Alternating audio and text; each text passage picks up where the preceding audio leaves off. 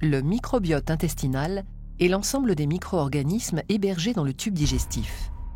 Notre microbiote comprend près de 100 000 milliards de bactéries, 10 fois plus que le nombre de cellules du corps, et pèse plus lourd que le cerveau, jusqu'à 2 kg. 1 gramme d'excréments humains contient plus de bactéries qu'il n'y a d'êtres humains sur Terre. Avant la naissance, le tube digestif du fœtus est stérile. Lors de l'accouchement, le nouveau-né ingère des micro-organismes, notamment présents chez sa mère. Son tube digestif est ainsi rapidement colonisé par des bactéries vaginales et fécales maternelles. Il connaît alors un véritable bactérie-boom. Par la suite, la composition de ce microbiote intestinal va évoluer en fonction par exemple du mode d'alimentation du nourrisson, allaitement ou lait de substitution. L'allaitement maternel favorisant l'implantation précoce de certaines souches bactériennes. La composition du microbiote se complexifie avec le temps. Elle comprend de très nombreuses espèces de bactéries, mais aussi par exemple des champignons microscopiques et des virus non pathogènes. Cette composition, à peu près stable dès l'âge de 3 ans, s'appauvrit légèrement chez les personnes âgées. Les micro-organismes se situent sur toutes les surfaces exposées à l'environnement. Peau, yeux, nez, organes génitaux, intestin grêle et côlon. Ce dernier fait partie des écosystèmes microbiens les plus densément peuplés de la planète. La diversité des micro-organismes y est maximale, avec plusieurs centaines d'espèces. Chaque individu possède un microbiote qui lui est propre en termes de combinaison d'espèces. À l'instar de nos empreintes digitales, nous portons donc chacun notre signature bactérienne personnelle. Le microbiote intestinal peut être considéré comme un organe fonctionnel du corps humain, rendant chaque jour d'inestimables services à son hôte. Il est en étroite interaction avec notre intestin et joue différents rôles majeurs.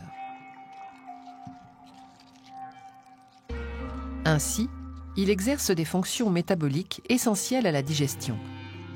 Une fraction des aliments, comme les fibres alimentaires, et une grande partie des glucides, n'est pas digérée par nos enzymes dans l'intestin grêle.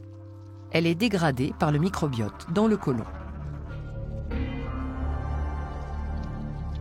Cette communauté intestinale assure également un rôle de barrière contre l'invasion des micro-organismes pathogènes responsables de diverses maladies.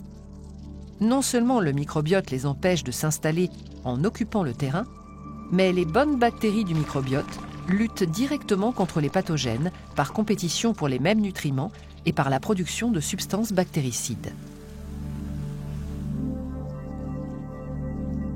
L'intestin représente le premier réservoir de cellules immunitaires de l'organisme.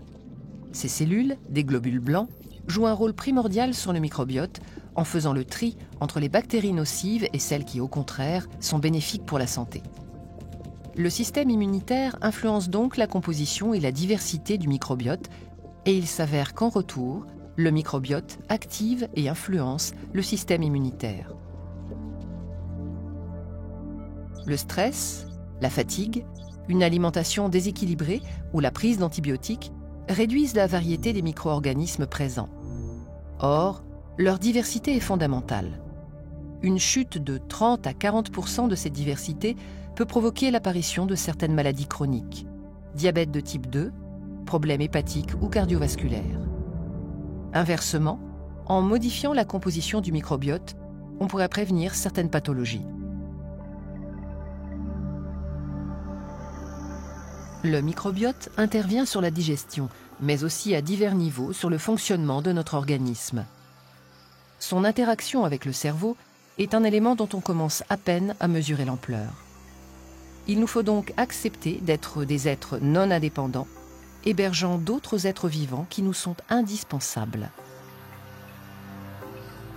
Respecter et cultiver cette symbiose active est probablement une clé majeure de notre santé.